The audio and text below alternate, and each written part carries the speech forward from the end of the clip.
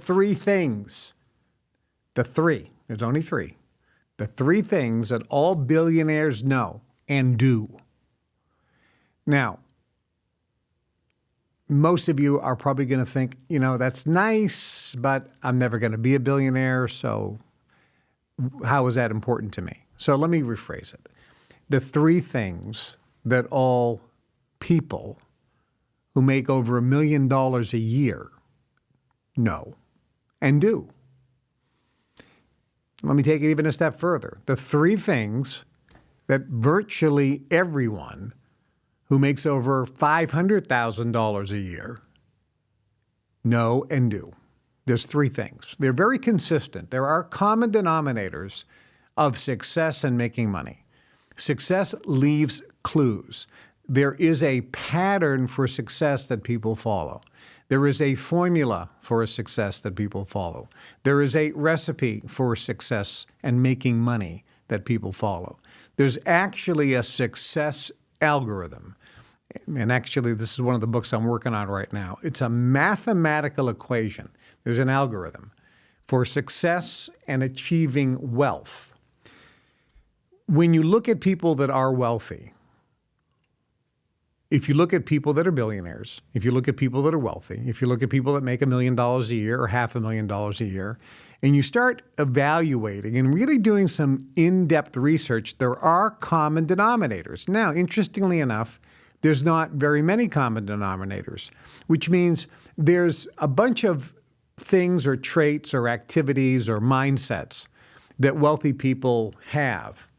But not every wealthy person is actively using everything in that bucket. So if you take, let's say you take 1,000 people who are making over $500,000 a year, and you were to really, really investigate each single person and say, what did they do? And you take this person, you look at all these traits and you put it down. Then you take the next person, the next person, the next person. Then you say, which ones are common? Which, in other words, which things are used by the majority, over 50%. And now you have a bucket. So you have a bucket of the common denominators that all successful people know and do, all the traits, all the activities, all the mindsets. But there's very few that use all of them. Does that make sense?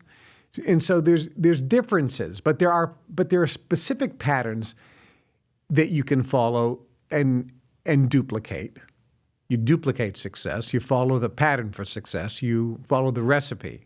But if you break all those down, there are really only three things. There's only three that virtually every single person in that category do and know.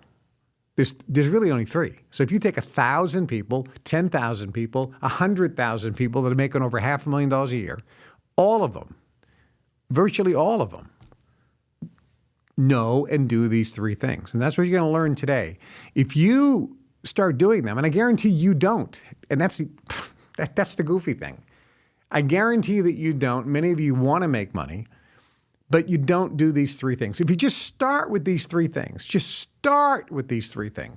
and focus on these three things, everything else will kind of fall into place.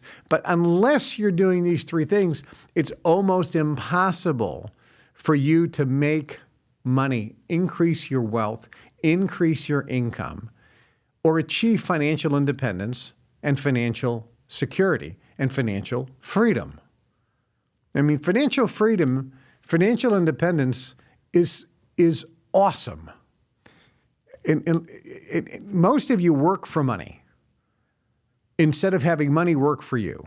Most people have to do activity to earn money just so you can live, just so you can pay your mortgage or rent or your car payment or your insurance payments and pay your bills, pay down your debt, and just to live. You don't have a lot of investments. You need to work for income, which is sad. It's not sad. If you really love what you're doing, that's fine. But it would be better if you did activity based on your desire and mission and purpose and for the love of doing it instead of having to do it to earn money to pay the bills. Financial freedom and independence means you do not have to work. You do not have to earn any money because every week, every month, every quarter, You're getting a check. You're getting money deposited automatically in your account without you doing anything. That's freedom and financial independence. That money comes in the form of either interest, which means your money is earning interest and your money is working for you instead of you working for money. Your money is making money while you're sleeping without doing anything. Interest, also dividends. That's another way the wealthy achieve financial freedom and independence. Royalties is another way that you have financial freedom and independence. Or some type of residual income coming in from a business where the business just operates without you being there at all and it just pays you. It is it's effectively a dividend. So there's really three major ones: dividends, interest, or royalties. That's your financial freedom. And I'll tell you, it's awesome. I learned that very early on. I learned that in 1969 is when I learned that concept from my wealthy mentors that told me the very simple principle. And my dad was a welder, union guy, and he went to work to earn money. And then he took some of that money and he put it into some investments so that he could retire. He'd have enough money put away and he could retire off the interest or dividends of that investment, or slowly take a little bit of the principal so he didn't have to work anymore. Added that with his pension and his Social Security, and he was the happiest guy in the world. He had achieved that even though he was a union worker. So I learned the basic principles, the how-to. But I also learned the three basic keys that I had to employ. And I was told these are the three secrets. 1969, my mentor at that time, worth hundreds of millions of dollars. In today's money, he would be a billionaire. And he told me these are the three secrets. The three secrets. And actually, we didn't call them the three secrets. That was one thing we used. But in our world, we called them the three angels. These are the three angels, Kevin. These angels will do your bidding. They will make you wealthy. They're better than a genie. They're the three angels. They're your angels. They love you. They'll take care of you. Just make sure you're always activating these three angels. These are the three secrets. Interestingly enough, if you look throughout history, the one guy who interviewed and studied wealthy people, probably more so than anybody else, was Napoleon Hill. Napoleon Hill authored the very famous book, Think and Grow Rich, and before that, The Law of Success in 15 lessons. It was actually 15 articles. People don't know that. He actually wrote 15 articles. It was in some newspapers. Then it was put into some books. There was a 16th lesson, which was so upsetting to Henry Ford that he didn't put it in until later. So then it became The Law of Success in 16 lessons, and he rewrote it all, actually. So there's the original Law of Success in 15 lessons. Then a few years later, there's the Law of Success in 16 lessons, which are in individual booklets, but it's a rewritten work, and you get both of them and you read it side by side. It's like these are very different things, and both of them are outstanding, but they contain different information, different material. Then there's the Think and Grow Rich. But what Napoleon Hill did is he studied the wealthiest people on the planet, and he said, what are the common denominators? So that was one thing that was done. And in today's world, you know, Elon Musk has been interviewed, Stephen Jobs was interviewed,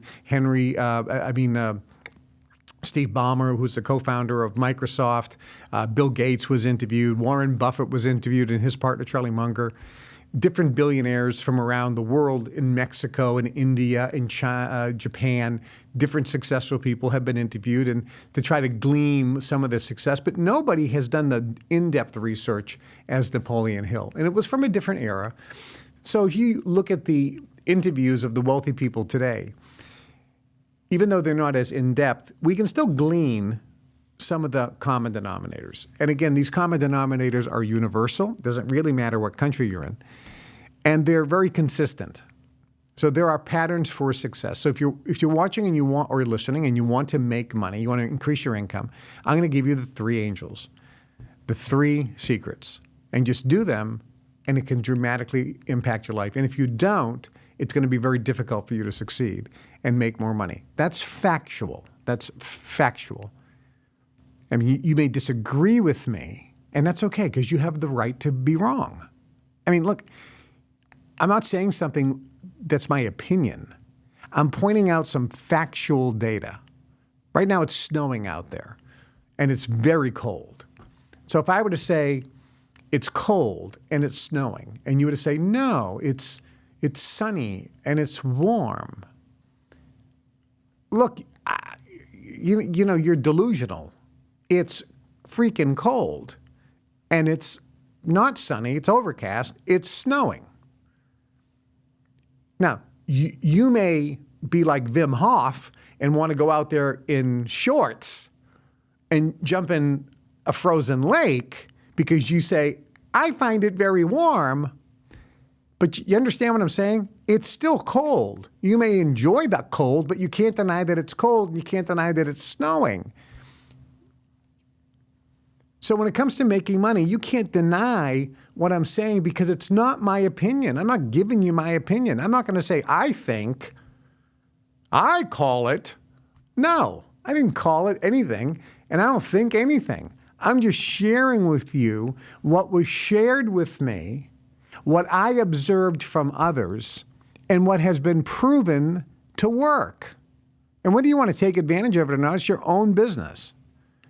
So we're talking about the 3 secrets that all wealthy people know and do. So here's what I want to do first. Before I'm going to tell you them, by the way. Make sure you know them. So by the end of the show, you're going to know them all. But go into the chat right now and tell me if you can think about what 1 or 2 or 3 of them may be. So quickly go in there, and Trey's going to rattle off a couple of them. So what do you think are the 3 secrets that all billionaires know and do? Or the 3 techniques that they employ? Or the 3 traits that they all have? You get the idea here? So come up with, what do you think they are? Come up with 1 or 2 or 3 and throw them in the chat right now. So you can put that in the chat. You can also put it in the comments section. By the way, make sure you like and share this video. Are we getting a couple in there, Trey? Nothing yet. I'll let them roll in. Okay, so so if you're watching right now, and a lot of you are probably just blind, like, I don't know. Yeah, no kidding. So if most of you are thinking, I don't know, if you're thinking, I don't know, or if you even have to think about it, you don't know. Because knowingness is instantaneous. You're out of the think stage. So these 3 angels, these 3 secrets, these 3 traits, these 3 techniques, these 3 things that all wealthy people know and do are something that you should be a part of you. So if I were to ask you, what's your name? You don't say, hold on, let me think about it. Oh, damn. I didn't think he was going to ask me a tough question yet. My name. What is it? Should I give my first name? What is my first name? What's my first name? Kevin. That's what it is, Kevin. You don't do that. You know your first. What's your address? You don't say, hold on, let me check my phone. What's your phone number? Hold on, I got to look it up. Let me think about it. You know your phone number, you know your address, you know your name. But when I say, what is the 3 most important traits, or the 3 traits, not just most important, the 3 traits that every wealthy person knows and employs, what are they? You have to think. What could they be? What could they be? What could they be? All right, you got a couple of them, Trey? Yeah, we're seeing they have a lot of focus and they're teachable. Okay, focus and teachable.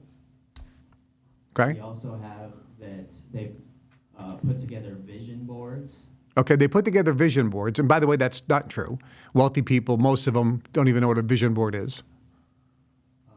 Readers are leaders. Readers, okay. Some of them are, some of them are not.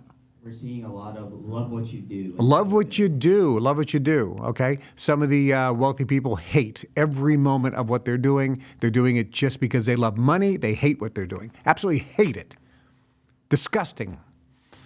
But they do it because they love money and power.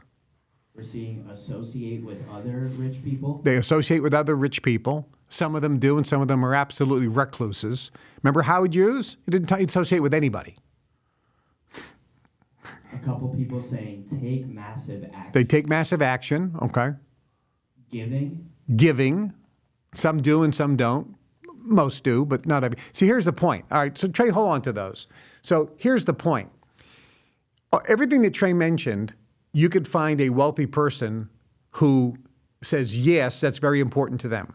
Giving, taking massive action. Maybe there's some wealthy people that have vision boards. Heck, like I said, I go hang out with 30, 40 guys 6 weeks a year that collectively are worth $1 trillion, and none of them know what a vision board is. None of them know what a dream board is. They look at me when I talk about that. Do you use a dream board? They go, how are you talking about? And they started from zero and they made a colossal amount of money. So why do I recommend, and why do other success gurus recommend a vision board or dream board or some of these things that Trey mentioned, even though they're not one of the three? Because in order for you to get from your level up, you have to do some things to start shifting what's virtually in your DNA, and you have poverty DNA. Wealthy people don't have that. You've heard me talk about that when I describe the money processes. You've got to get rid of the counterintention that's in your DNA because your parents put counterintentions where these people didn't have it or had little. So they didn't have to do some of these things. So let me tell you the one thing, and I'll give you the three. There's three. The first one that every single 100% successful people have. And it wasn't nobody put it down. Nobody put it down. Well, I'll give you a hint. Maybe you can come up with it, Trey. I'll give you a hint. It's virtually in the title of a book that I recommend. On this show, I recommended books. I'll do another show what I recommend. I recommend some books that these are critical books that you should read if you want to become successful and make more money. And it's in one of the titles. Trey's probably looking up the titles right now. I can already see him over there. It's in the title. Wealthy people, billionaires, people that make over $1 million a year. That's far from a billionaire. Everybody who makes over $500 million a year. That's way far from a billionaire. But there's one thing that every single person absolutely knows, that they have to think big. They are big thinkers. They don't think small. Every billionaire is a bigger thinker than every millionaire. They simply think bigger. And they started thinking big when they were just starting off, when they were broke. They were always big thinkers. Don't imagine that they started thinking big when they started making money. They could even think bigger. But when they were first starting off in business, when they were in high school, when they were in grade school, when they were in college, they had big dreams. They had big dreams. I had a guy tell me one time, he says, Kevin, the only difference between you and I is the size of our dream and time. How big can you dream? There's magic in thinking big. That's why there's the name of the book, The Magic of Thinking Big. There's power in thinking big. All successful people dream big. They have to expand what is possible. And you expand the possibilities by dreaming big and thinking big. How big can you dream? How big can you dream? I used to sit around with people, we used to play a game, and said, you just hit $1 billion lottery. As a matter of fact, it was so much money after taxes, you just got $1 billion cash deposited into your bank account, and all your taxes had been paid. What would you do? What would you do? And here's the thing. The Elon Musks, the Warren Buffetts, the wealthy people, Stephen Jobs, the billionaires, the super wealthy, if you were to ask them that question, they instantaneously start giving you answers. Oh, I would do this and this and this and this and this and this and this and this and this. As a matter of fact, they'd say, I need more than $1 billion. For all the things that I see as possibilities that I want to do, I need more than $1 billion in cash after taxes. And then you talk to the guy who's making $100,000 a year or $150,000 a year or $80,000 a year. And they have no clue what they would do. They have to think. It takes them a while. Would you pay off your mortgage?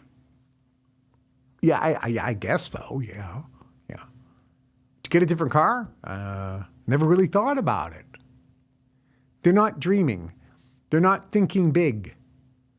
It's not even in their realm. So what happens is their mind is contracted. If you want things to start being attracted into your life, if you want money being attracted into your life, if you want opportunity to be attracted into your life, if you want people that are going to help you make your dreams come true being attracted into your life, you have to get big dreams. You have to dream big. You have to think big. Dream big.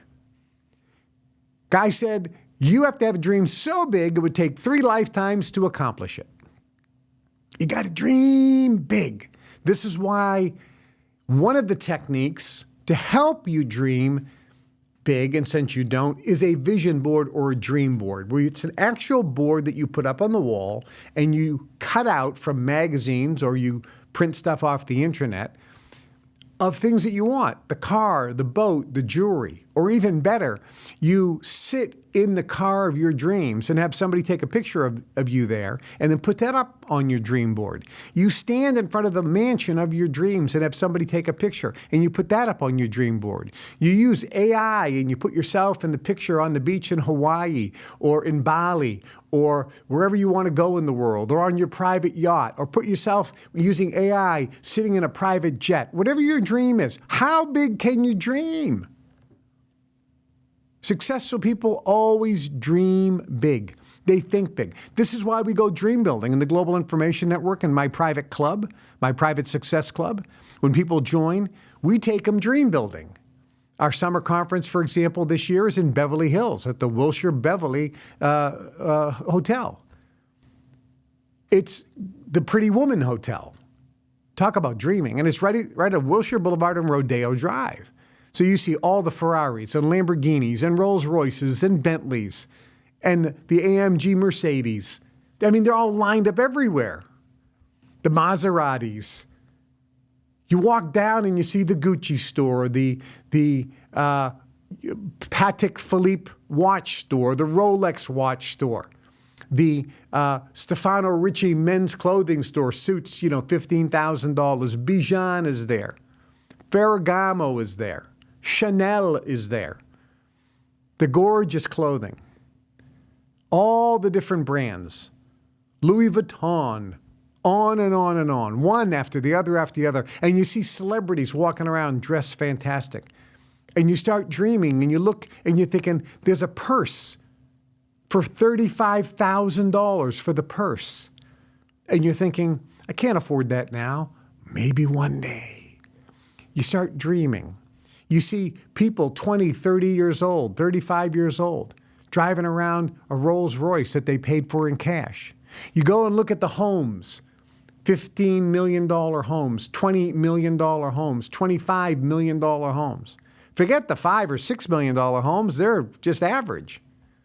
You see these big houses and you think, who lives there? Oh, a woman, she's 28 years old, started her own business, came from Nebraska. And she just bought that $20 million house, paid cash for it. And you're thinking, if she can do it, why can't I do it? If her, why not me? And why not right now? How big can you dream? You got to dream big. So successful people always think big. They're doing a real estate deal in New York, and there's 2 real estate guys, and this is a true story. They're in New York. They're starting off, they're buddies. They went to school together. They decided to get into the real estate development business together. Their families are about exactly the same in terms of income and net worth. They have the same amount of money to get started. And one guy says, I'm going to do a deal on this house. This is back in the 70s. And he says, there's a hotel. There's a $1 million property that I'm going to jump into. And I'm going to turn that property, I'm going to flip that property, I'm going to make $1.5 million on that $1 million property. I'm going to make $500,000 net. I'm going to turn that $1 million property into $1.5 million property. This is back in the 70s. It's a lot of money. And I'm going to make $500,000. He had a big dream. And his buddy went by and said, there's a $100 million hotel, and I'm going to turn this into a $300 million hotel. Well, I'm going to put $200 million in my pocket. And it took both guys about the same amount of time to do their deals, and they both succeeded. One guy made $500,000. The other guy made $200 million. What was the difference? They worked the same amount of hours. They had the same skill set. They had the same amount of money to get started. They had the same connections. The difference was the size of their dream. And that one guy who made that big deal, by the way, is currently president of the United States, Donald J. Trump.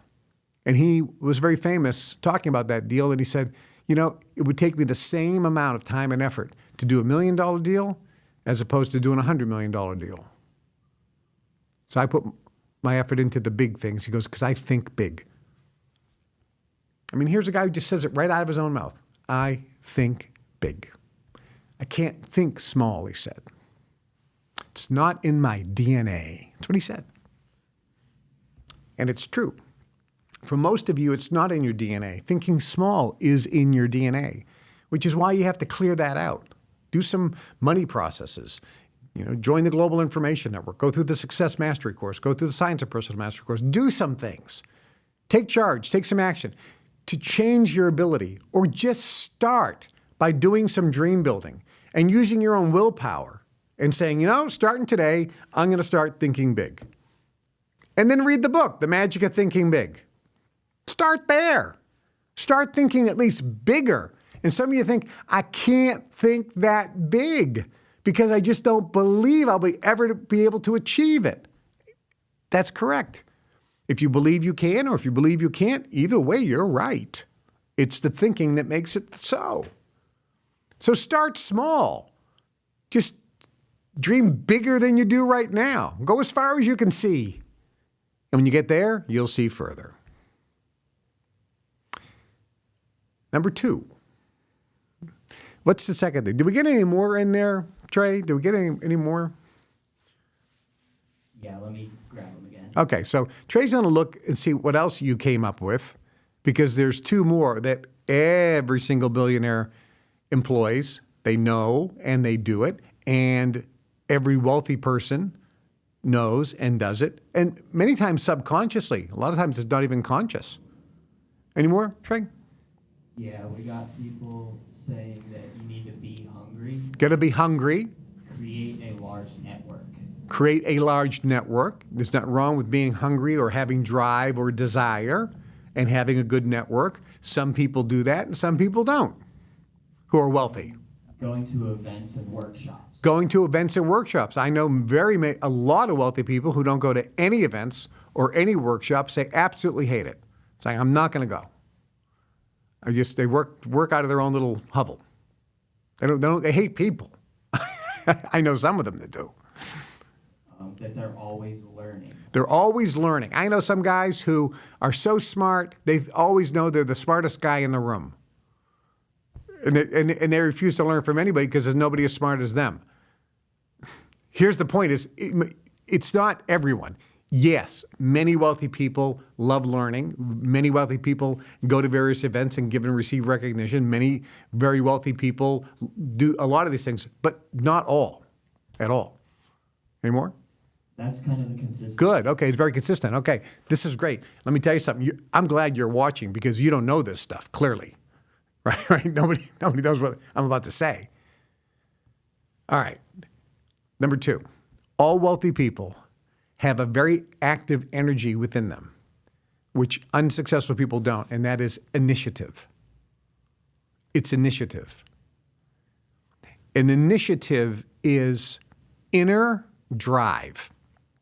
It is the inner motivation or inspiration that compels you to take action when nobody told you to do anything. Someone who has initiative is a self-starter. Wealthy people, billionaires, are self-starters, more so than you could ever imagine. They take initiative. They take initiative. This energy overlaps into they take charge, they lead. But taking initiative is doing something out of your own volition. You're not told to do it. You just do it anyway. You do it because you know it needs to be done. It's your own initiation of an action. Taking initiative is one of the most powerful energies. And I'll give you the opposite of this. Most people don't do anything unless they're told or asked to do it. And then they resent it. I hate being told what to do. Okay, well then, if you would do it, I wouldn't have to tell you or ask you. Could you put the trash out? There's trash overflowing the trash can. We can't squeeze it down anymore. I know you've jumped in the trash can and tried to crush it down like a trash compactor, but there's still trash everywhere. And you walk by it and you see bits of trash on the floor, and instead of taking initiative and just saying, the trash is full, and instead of just taking the bag up, tying it together, putting it in the trash can outside, putting a new trash liner in there, and getting it done with, that's showing initiative. You don't. You will just bypass it. You'll bury your head in the sand. It's an inability to confront.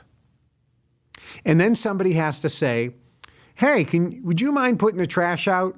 And then you get, oh, I hate being told what to do. That's loser mentality.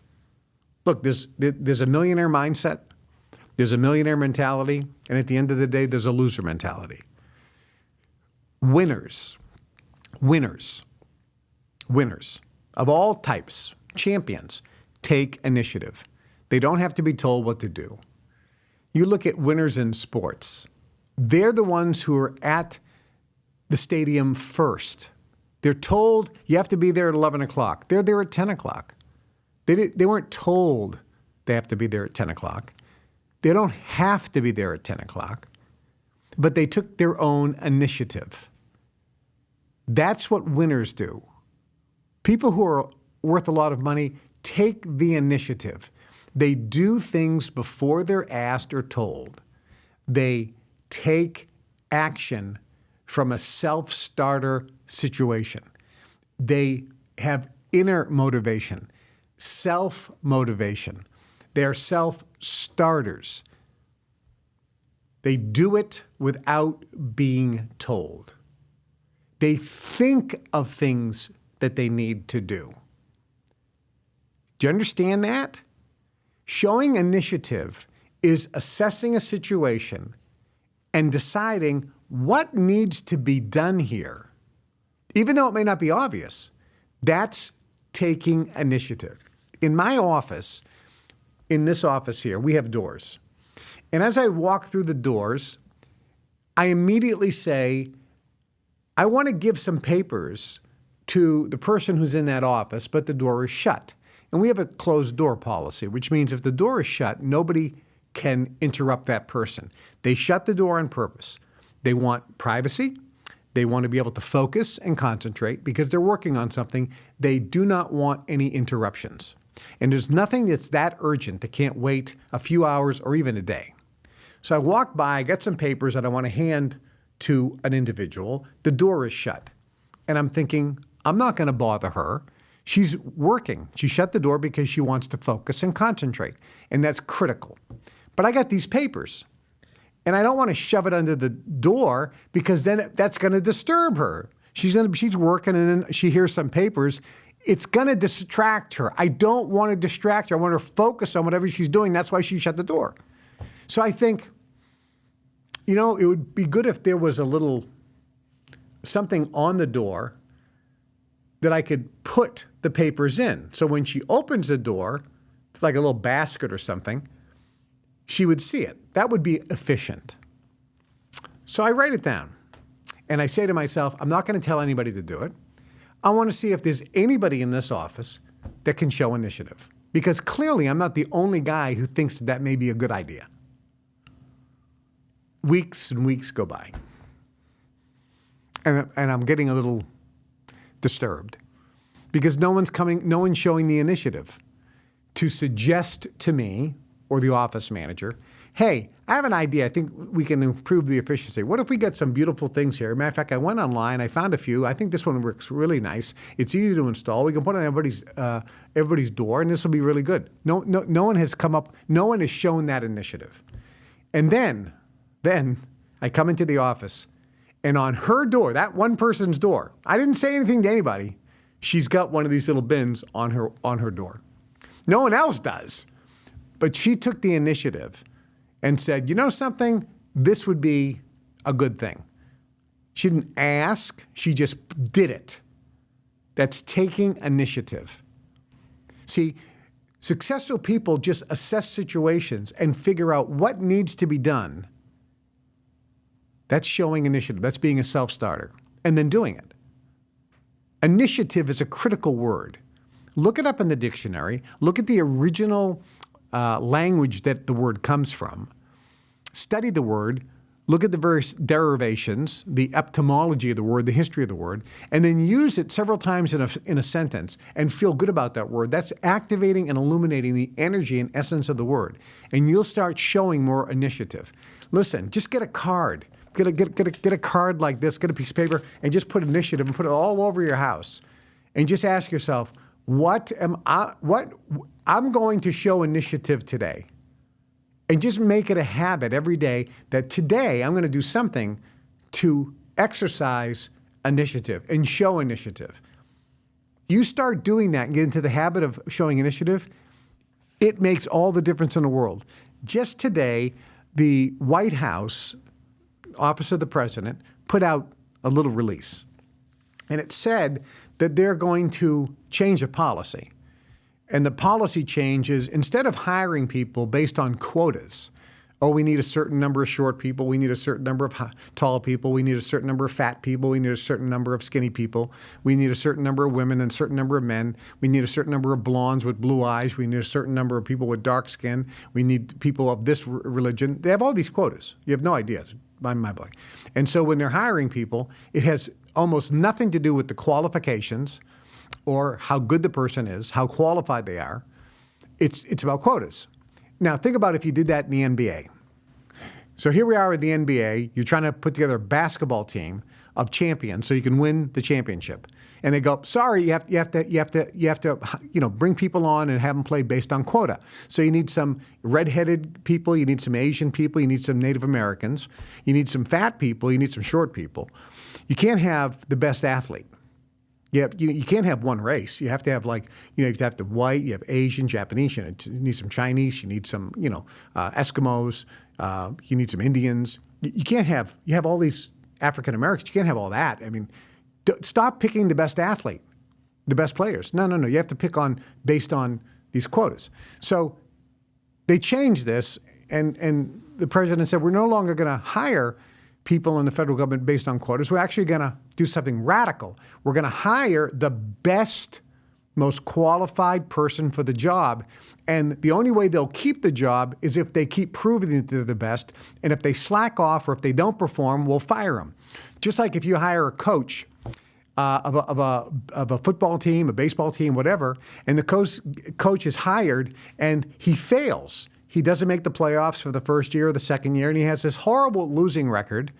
Then the owner of the team says, you're fired. I hired you to win. You're not winning. Therefore, you're fired. Okay? I'm going to hire somebody else. How radical is that concept? So this came out today, and here's what it said. The number one trait was people who show initiative. It tells you the importance of initiative. So that's the number 2 most important thing that billionaires and successful people know is they must show initiative, and they must always be activating that initiative energy. If you want to become successful, start showing more initiative. Number 3, what's the third one?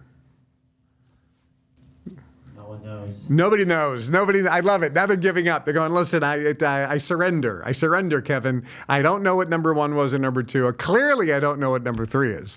I'm trying. And by the way, everything that you said are good traits that you should employ. There's no question. You should. And some successful people employ them. Others don't. There's a mixed match. But there's 3 that everyone does. So thinking big was the first one. Second one was initiative. What's number 3? What's number 3? Now, you were just at Leadership Weekend, Trey, where I went through the 30 leadership energies that people have. And it wasn't in an order of importance. It was just in an order in which we actually clear the counterintentions on those energies using the leadership processes. And people started, like the first one was initiative that we cleared, right? And people are going, oh my God, I went home and I just cleaned up the house and I did this and everything. I feel so good. I'm not even thinking about it anymore. This is unbelievable. It's already working. Anyone that you think would be the third one? Do you have any guesses? It kind of goes with initiative, but getting rid of procrastination. Okay. So Trey said that he had a little advantage. He was just at our leadership weekend when we went through these. He said getting rid of procrastination. That's the opposite. That's the counterintention, procrastination. The actual energy that leaders, billionaires, people that make $1 million a year, people make $500,000 a year, all employ is a philosophy, and it's an automatic. It's something that's in their DNA. It's something they don't even think about, and that is the do it now mentality, which is the exact opposite of putting it off or procrastination. So it's real simple. Do you procrastinate? Do you put things off? And the answer, all of you are going to say, yeah. And I mean, not everything, Kevin, but certainly I do procrastinate. Perfect. I remember Reverend Pat Robinson, who was the founder of Christian Broadcasting Network, and I knew Pat, and I was down there at CBN, and I talked to them, and he built an amazing organization. This was a guy, you want to talk about a success story. For those of you who are Christians, this is an amazing success story. But those of you who are not Christians, it's still an amazing success story. He started with nothing. He went down to Myrtle Beach and Virginia Beach down there, and he built this network, a TV network out of nothing, starting with nothing, Christian Broadcasting Network. And then he ran for president. I mean, it was an amazing story. He was asked in one of the interviews when he was running for president, and he said, what is one of your best traits? And he said, I'm impatient. I have to get everything done right now. And he knew that was one of his best traits. Impatience, which means I need to get it done now. The do it now attitude. Winners are not procrastinators. Winners don't put things off. Billionaires don't put things off. There's a difference between initiative and do it now. Doing it now is if you get an order, if you get a directive, if you're getting a request, do you get it done now? Let's just do it now. If you think of something to do, that's initiative. But if you do it right now, that's a do it now attitude. When you combine both of them, it's like taking two chemicals that are very powerful chemicals. But when you mix them together, it explodes. You have awesome power. And you combine that with thinking big. You can see how this is a 1, 2, 3 punch that is unstoppable. It will make you unbeatable. It'll make you unstoppable. You have big dreams, big thoughts. You show massive initiative, and you have a do-it-now attitude with no procrastination. You're completely impatient. You need to get it done now because you take massive and immediate action. Massive and immediate action. Bill Gates said this. He was on the Larry King show. Larry King was on CNN. He used to interview these people live. I knew Larry. When Bill Gates was on, he was the richest man in the world, co-founder of Microsoft. And Larry said, Bill, are there any secrets to success? And Bill Gates said, Yeah, you have to be at the right place at the right time, and you have to see the vision and the potential in things, and you have to think big. He actually said that was number 2. And number 3 says, but the biggest to me, the most important, he says there were a lot of people at the same place I was. A lot of people saw the same potential. They thought as big as I was. The difference, Larry, was I took massive and immediate action. I did it right then and there. He goes, I'm impatient. I have to get things done, and I have to get them done yesterday. Bam. You are seeing and hearing directly from these people who don't even know really, but thinking big, showing initiative, and taking massive and immediate action, having a do-it-now attitude. You are programmed to procrastinate and put things off, because when you put things off, you don't have to confront. That's an energy that is active in most people, and it creates massive fear, and it makes you very uncomfortable to confront things. You can't confront a person. You can't confront the situation. When there's a disaster going on, winners confront. They assess the situation calmly, logically, and they want to know exactly what's going on. What is the situation? And all the little people around, this happened to me a bunch of times. I brought some staff in, and I know there's a problem because nobody wants to look at me in the eye. And everyone's afraid to tell me. They're afraid to confront. So I go, what's the situation?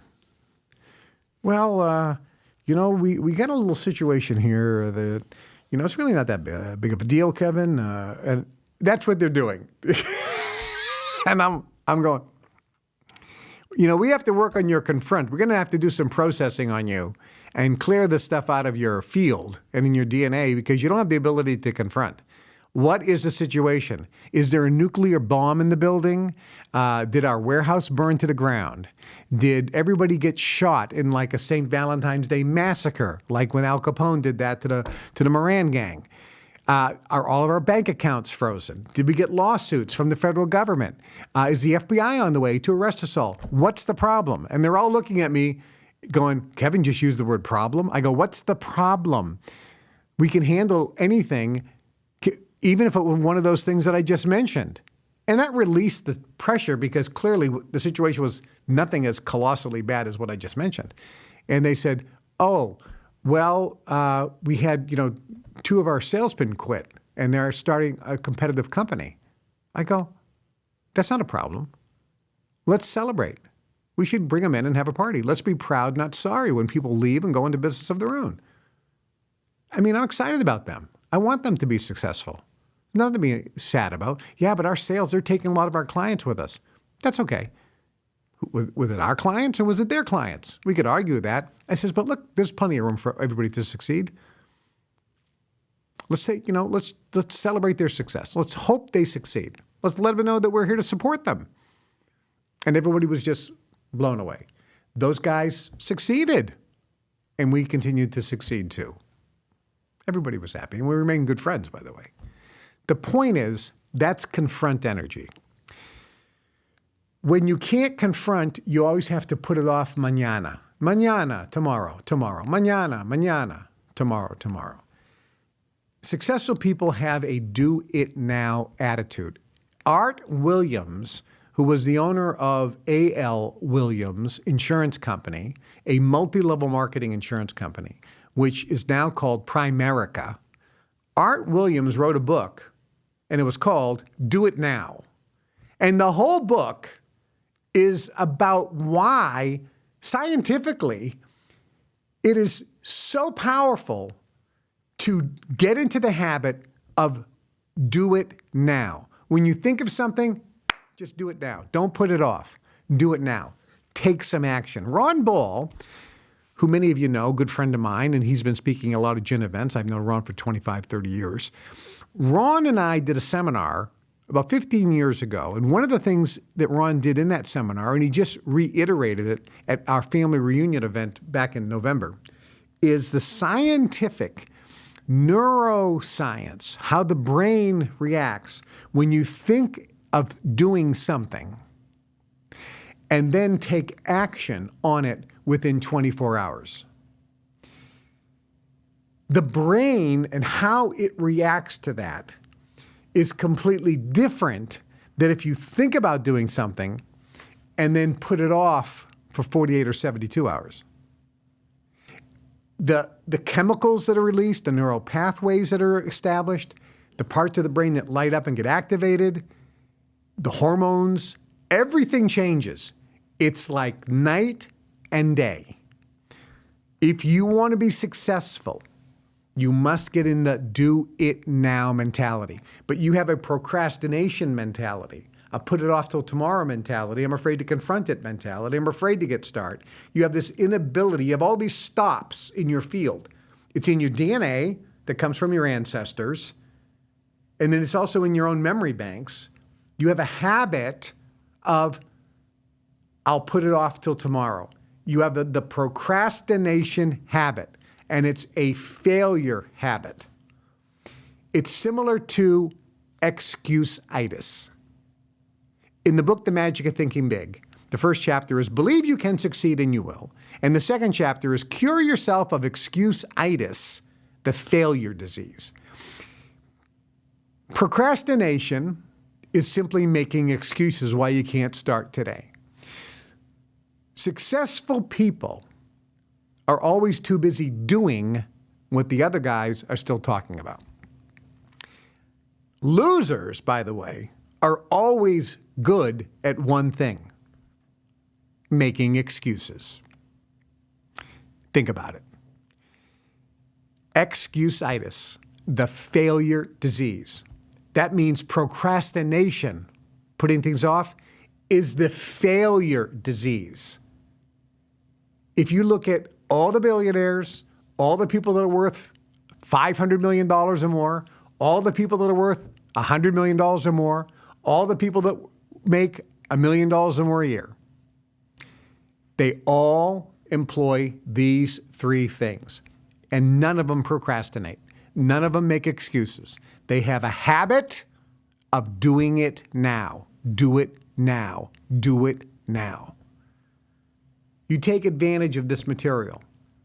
You use your willpower to employ these three steps. Think big, show initiative, and do it now. And watch your life skyrocket. And start watching all of your dreams coming true. I'm Kevin Trudeau. This is the Kevin Trudeau Show, Limitless, because you are limitless. Make sure that you like us, you comment, leave comments, share this video, and subscribe.